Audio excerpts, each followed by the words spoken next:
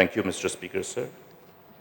I will be trying to be specific and very brief in view of the constraints of time, but this particular demand relates around the whole initiative of the state government and also with the support of Government of India to take care of the whole connectivity of the different habitations under different categories, which again are categorized in terms of population, then also in terms of various other criteria and factors for identifying the villages which should be connected, including also the issue of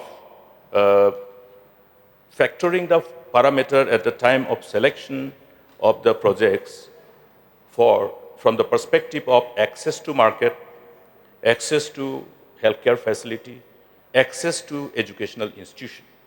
Now, these are important criteria. I remember when we embarked upon this negotiation with World Bank, prior to signing the agreement with World Bank, wherein the state of Meghalaya was the first state to sign with World Bank and Government of India to avail this World Bank funding for PMGSY related works. The main issue was to look at the whole the HDI factors, Human Development Index. And this Human Development Index indicated rather required the government to see why were we low as compared to other states and even as a nation. And now the PMGSY road, let us be more practical while taking up the road projects. Convergence is missing. The convergence is missing. Yesterday we talked about convergence, huge amount of money funded by World Bank again. So we know the habitation scattered in the villages. In everybody's constituency, Mr. Speaker, sir, in your constituency as well. So the road goes. What about this habitation which is 1 kilometer away from the main PMGSY road? So all these things have to be taken care of. During our time, we have supported the construction of roads from Meghalaya also. So integrate it with something, funds are available, and this is something which I would like to draw the attention of the Honorable Deputy Chief Minister to take cognizance. Last time, we were trying to bring the pregnant woman to hospital during monsoon. PMGSY road is there, but the habitation is up. Can't bring home delivery. You see, we have talked about improvement in respect of infant mortality rate, maternal mortality rate. These are because of these roads, because people are able to come to hospital. Therefore, this criteria of access to hospitals, healthcare facility, and access to educational institution, access to market because of livelihood. If I am a dairy farmer, if I can't take my milk to market, I will sink. So these are the parameters which were factored at the time of agreeing to fund Meghalaya. Meghalaya was the first state in the whole Northeast to sign with World Bank during our time. So let us utilize it in a manner that enable us to fulfill this objective. Now again, under the PMGSY 1, PMGSY 2, PMGSY 3, and now the PMGSY 4, the objectives are well defined.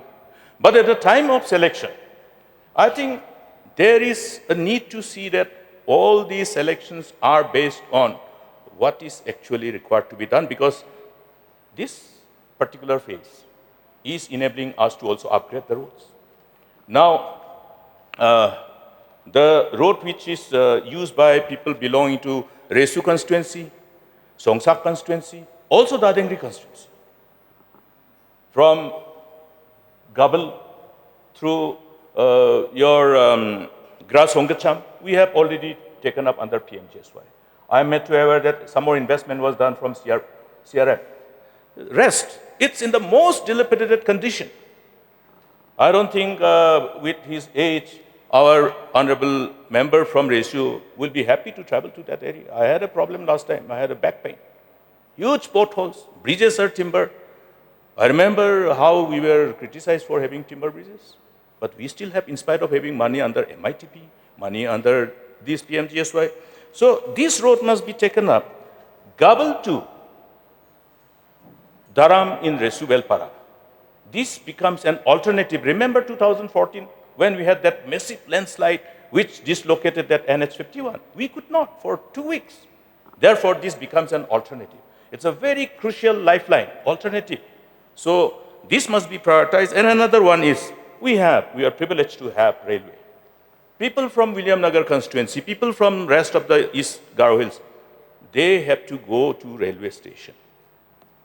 That Songsak Mendi Pathar Road, how it is keeping the attention of the government, I have taken up with the officers every year. Look at the conditions. I have the pictures. I don't have the time to share. Minister can ask for the pictures. Potholes, huge potholes. There are two-way timber bridges. Last year, the timber bridges actually collapsed because of heavy overloaded trucks. These also need to be regulated by the concerned authorities. Then we have another project which we talked about is to create that diversion of road from our earlier NH62 to railway station. From GUIDELINE, there was some survey done already, and quite an extensive work has been done. These are important connections because railway station must be connected so that your coal, what is being transported from the rest of the, from South Garo Hills, also from part of West Khassis can reach our nearest railway station. So kindly take cognizance of, there are quite a number of programs which can be taken advantage of. Then this issue of promoting tourism, identifying the potential tourism spot. I was sharing with the Minister of Tourism yesterday that I'll have to write a letter indicating which are the potential tourism spots. We have this Rachadu, very well known. I came to know only after I became an MLA operation that there is such a beautiful, most sought after tourist spot where there's a beautiful falls in Damrang. I don't want to explain in details. Then I have also talked about the initial Balpakram, Slang Abri. That is another area which is just the replica of Balpakram. I didn't know it. It happens to be in the boundary between William Nagar constituency and my constituency. Only after becoming MLA of Songsak, I came to know that this particular area, I discussed this issue with Mr. Chamberlain Mara. He explained to me in details. So there are many people who can document these things. So that these are the factors which require little bit of much more due diligence to identify areas of our investment that will go a long way. Then another road, William Nagar, Samgong to Rongre via Napak. This is surveyed. This is one of the most important lifeline for our people of Garo Hills. And the other roads, I think there's no time. I'm sure my co-movers would have liked to speak, but I would like to speak on behalf of the people of other districts also. The Dadeng to Tura, very narrow. In fact, last time I had an accident. Unfortunately, somehow we had to just close the case there only on the spot. But then these are things, road safety, road safety. We are bound by the responsibility to adhere to road safeties. Now, this is such an important road, narrow. One, I think the right of way, the pavement is only 3 or 3.75 meters. I think these are the roads which should be upgraded. And another one is important interstate connectivity. Mankachar being the trading center connected with West Garo Hills, Southwest Garo Hills, and South Garo Hills. The road from Mellam. The road from Mellam to Mankachar. We have taken up this road earlier as a proposed interstate road up to Mankachar via Ampati. And Mellam to Betasing, again this whole market, the access to schools and education, healthcare, Ampati, 100-bedded hospital, how will they reach there? And at the same time, the road to Salmanpara and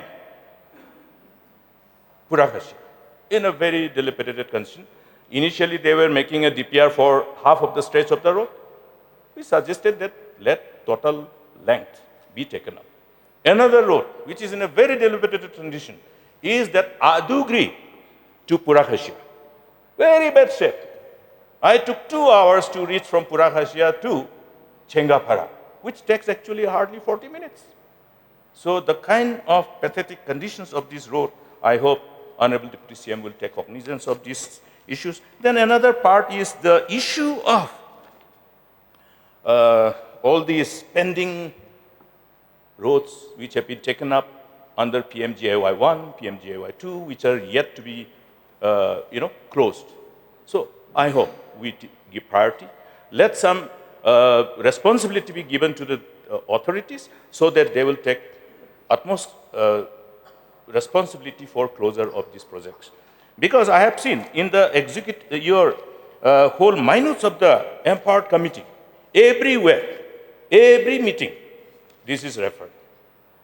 And the pending payments of the contractors. Why there should be delay? There is a serious question. In fact, I think last 1 month, the contractors have been just coming to Shillong, going back, coming to Shillong, going back, not getting their payment, which is due. What prevents this particular issue to be resolved is a matter of question. I think it is an urgent need that all this pending work should be taken care of. Our people are not flushed with money. They are doing business with limited fund. Then another observation of this EC observation is pertaining to the, again, their observation is that the cost factor.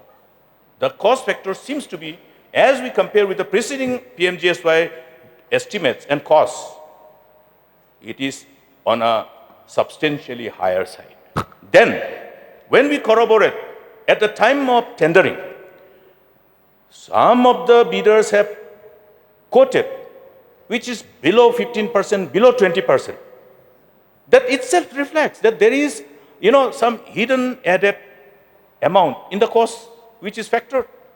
And this has to be looked at from the perspective of whether there is a manipulation at the time of preparation of these DPRs by the people who are vested with these responsibilities are concerned, in connivance with the builders, in connivance with the contractors. How will the contractors know that there is such a huge cost factor, which is huge expenditure factored in the DPR? We have run the government, we know.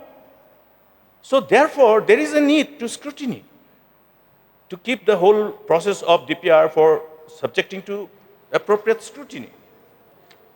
Giving work, contractors tendering below 20%, above below 20%, that itself is indicative and substantial evidence that there are additional costs which are factored in the DPR. This must be avoided. We want to see that appropriate stringent scrutiny is met at the time of approving the DPRs and also at the time of implementation. No more time. So, but there are villages, the villages which are not connected, the habitations which are 250 population, and the areas which are eligible from other perspective, other factors. I would like to urge upon the government, through you, Mr. Speaker, sir, and the special attention of Honorable Deputy Chief Minister in charge of the department to look at all those villages which are yet to be connected, so that we are able to take care of all other factors which contribute to our Human Development Index. We are improving, but road infrastructure is crucial to this. And with this few words, Mr. Speaker, sir, before you press the bell, I would like to move this brief cut motion. I wish that there were more time.